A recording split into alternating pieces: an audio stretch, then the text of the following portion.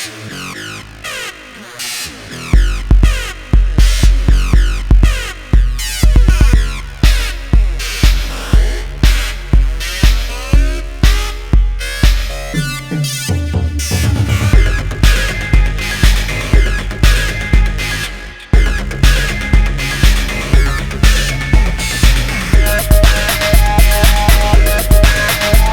up, everybody? So let's talk about the Fantastic Four.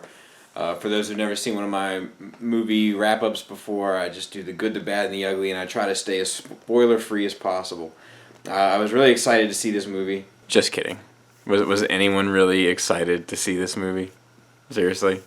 No, I think most people thought it was going to be a train wreck, and I got news for you. It's not as bad as that, but it definitely has its fair share of issues. So let's start with the good. I love the tone of it. I love it. It feels serious. It feels like the consequences are legit. It has the right vibe, I think, for the most part. Like, it's not as slapsticky as a lot of these Marvel movies have been recently that haven't really done it for me. I didn't get to do an Ant-Man wrap-up because of TFCon, but I one of my issues with that movie was just how slapsticky it is. I know people love it, but it's not what I want out of a superhero movie. I think there's a very thin line between laughing with us and laughing at us. And I think some of these Marvel movies are starting to bend that line a little bit. But this one is not that way. This one feels pretty serious, and it feels right for most of the movie. It gets a little carried away there at the end, but it does feel right. Granted, I'm not the biggest Fantastic Four fan in the world in terms of I don't think I own one Fantastic... No, I own one Fantastic Four graphic novel in my collection, and that's it. I have plenty of Marvel events where the Storm family and the Richards family play a big part in the events, so I'm familiar with the characters, but I do know that one of the things that's very important to Fantastic Four is the science, the science element, and I think that they did nail that. I think that they did capture that properly. Just how into science they are, how much they treat science like a weapon and also like a tool simultaneously. I think that's a fairly big theme of the Fantastic Four, and I like that. It's like that theme of machine and working like a well-oiled machine and teamwork and blah blah blah. And I think that it really got that right. I've heard people say that they've read reviews where they didn't care for the effects. I thought the effects were pretty good. I thought for the most part all the effects looked top shelf. I don't have any complaints as far as the effects went, and I definitely thought they were up to today's standards for the most part. There's some stuff in the very beginning that seemed a little goofy, but I don't think that the effects throughout the movie are goofy. I just think that some of the things that the effects do are goofy. Like, it's goofy to have a stretchy guy. Like, that's goofy. So it doesn't matter how good you make it look or how accurate it looks, it's still going to be goofy. The bad. My biggest complaint with it is that while they spend so much time nailing down the science element of it, they don't spend a lot of time developing the characters' interpersonal relationships and how they deal with one another. But they expect for you to appreciate the payoff. They expect for you to appreciate when Johnny Storm cracks a joke at Ben Grimm without having laid any groundwork for that whatsoever. It's like they just phone it in and they don't pay for it. You know, it's not earned. There's a lot of stuff between the four of them that's important theme-wise to who this team is. Like, this is Marvel's first family. It's Marvel's dysfunctional family. Like, that, you know, they're the perfect family too in a way, but that family element is important. The element between Sue and Johnny is important. Between Sue and Reed, it's important. Between Reed and Ben, it's important. Like, and they don't really get that. They don't. They flirt with it from time to time, but they spend so much stuff and so much time on the science element of it that they don't really nail the family element of it. And I think that's a big miss. Like, I think that's so important to who the Fantastic Four are. It's like, you know, screwing up the brotherhood aspect of Turtles or screwing up the outcast element of the X-Men. Like, it's just, it's kind of unforgivable to me. I gotta be honest, I don't think that the casting choices were really right. Like, Johnny didn't really seem like Johnny to me. Sue didn't really seem like Sue to me. Reed didn't really seem like Reed to me. The only one that I thought kind of worked was Ben, and that's because he's in a rock suit, you know? Like, well, I mean, he's not in a rock, it's digital, right? But you know what I'm saying? Like, but truthfully, I even believe Ben as an actor. I kind of imagine him more how they did it the first go round, but I still believed it. But he had a very small role before he became the Thing. But Reed, he seems young and he doesn't seem as confident as he should be. Like, at times he seems confident, but not all the time. It's not ironed out. And Sue, they've got like that strong woman element to Sue, but she just doesn't look like Sue to me. And neither did Jessica Alba. I don't know what it is. Like, when I imagine Sue Rich, I think I imagine her the way that Michael Turner drew her, or Steve McNiven. Like, it's those two guys that for me really like capture who Sue is when I see her in my head. I know they haven't done extensive work. I think McNiven did, but not Turner. But in my head, when I see them, that's what I see. And then Johnny, we're gonna talk about a little bit later. But like, personality wise, he was kind of there, but at the same time, there wasn't enough invested in him either, really. And just because he can fix up cars for some reason, he can also build interdimensional spacecraft. You know, not build them, but help. The other thing that I'm going to mention is bad. I don't necessarily feel it's bad. I think that it, conceptually, I just think that it's bad the way that they drove it home. So this is a comic book movie, but it's not a comic book movie like you're used to seeing. It's not action driven. It's not fight sequence driven. It doesn't really have those elements. There's a man versus nature kind of battle in it, and then there's, the fight with Doom. And that's really it.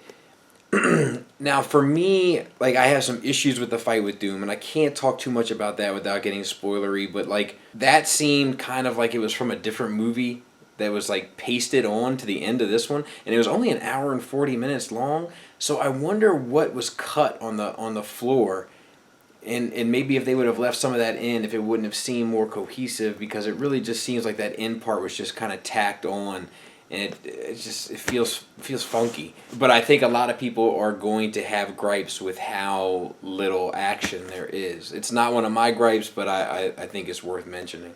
And then the ugly. There's really only two things I want to note. One is the concept design, like costume wise, for Doom.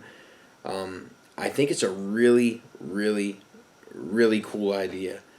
A really cool idea. I love the way that they did it. Like, the thought behind it. It was just the follow through. Like, I don't know what to say. Like, it's just, it feels weird because it looks weird. He looks plasticky. He looks like one of the iRobots. Like, he doesn't look like Doom. And if they would have just tweaked some costume designs in there, you would have had a lot more of a Doom feel.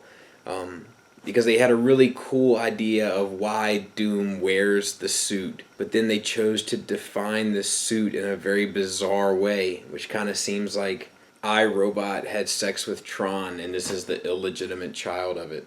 The last element that we have to discuss is the race change. Now, race is a hot topic, and I get that, and I don't want to spark any fires, so to speak. But we have to talk about it, okay? Like, it's a part of this movie that they changed Johnny Storm from a white guy to a black guy, and then they still made Sue like an adopted sister to Johnny. First of all, before we even get into this, like, if you're gonna leave some racist nonsense on my as a comment, just don't, because I'm just gonna delete it. We're all equally as screwed up across the board. So now that that's out of the way, here's the thing. There's two sides to this, right? So on one side, all of these superheroes were created when every superhero in the world was almost a blonde-haired, blue-eyed white guy. So it is unfortunate that we have so many characters with films that are being made that are speaking to this one specific demographic, and that's just because the characters that were created at that time that's just how they did business, right? That doesn't mean that there aren't plenty of strong characters of different races in comics throughout, because there are.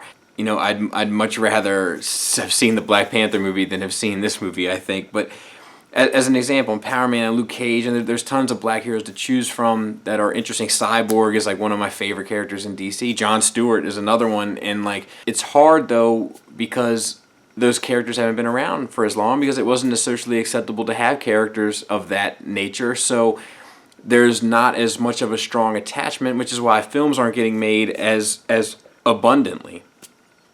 You're not going to see a Power Man movie before you saw a Captain America movie. It's just not going to happen. Captain America is just more a part of things than Power Man because he's been around longer and he comes from that era, right? But I'm kind of against the race changes overall. You know, I understand them and I get it, but I'm just not a fan personally. There's sometimes where it bothers me less. Perry White in Man of Steel doesn't bother me as much. Nick Cage, even because of the Ultimates and all that, doesn't bother me as much. But, you know, on the opposite side of the spectrum, take Terry Fitzgerald from the Spawn movie. In the Spawn books, Terry Fitzgerald is a black guy, but they changed him to a white guy because New Line Cinema wasn't going to have an all-black cast.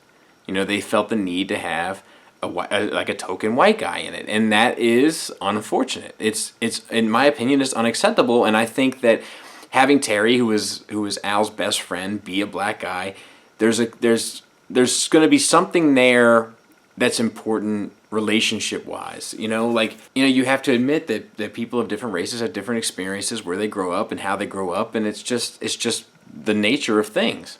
And changing Johnny to a black guy doesn't really bother me, except that Sue is white and adopted.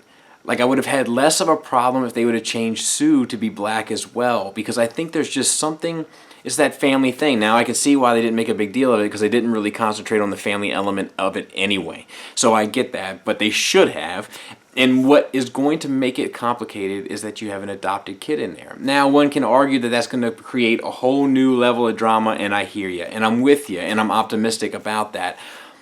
But I can tell you, as a guy with half-brothers and step-brothers and I got the whole bit. Every bit of dysfunction you can possibly have, trust me, I have in my family tree. My family tree is like a splintered, rotten wood in the forest that Scorpion was in that Mortal Kombat movie. That's what it feels like sometimes. But there's just something about blood, you know, and I'm a firm believer that blood doesn't define family, that relationships define family. I have friends of mine that are much more my brother than my actual brothers, but it doesn't change the fact that there's something about blood. There's something about it. And when you take that element out, there's no real mimicking it, not fully. You can have different drama, you can have different this, different that, but it's always going to be different. And I don't feel like a lot of the casting choices were good overall, but like I said earlier, with Sue, I would have much rather them cast like a black actress and had Sue and Johnny be blood brother sister that came up together in their household, and then had Sue and Reed be an interracial couple, and that would have been fine. You know, there was obviously the fan crowd is still going to have their complaints, and it probably would have taken me, you know, by storm for a second. But, like, the truth is that changing race can sometimes fundamentally change the dynamics and change the relationships. And I think this is what this did here, because they chose to split the family. And I'm not a fan. I'm not a fan of that. And family is so important to this set of characters. That's it. Overall, I give it a 6 out of 10. I think it's worth waiting to Netflix or something like that. I don't think you need to run to the theater to go check it out. It's a rough one, and a lot of it takes place in this lab, so it's fairly claustrophobic, and you might want to be clawing to get out of the movie theater anyway after an hour and 40 minutes, which is a relatively short film for this genre, right? But it does feel that way. So I hope I hope this creates some interesting discussion, and I hope it makes sense. And thanks for listening. Thanks for watching. Until next time, take care.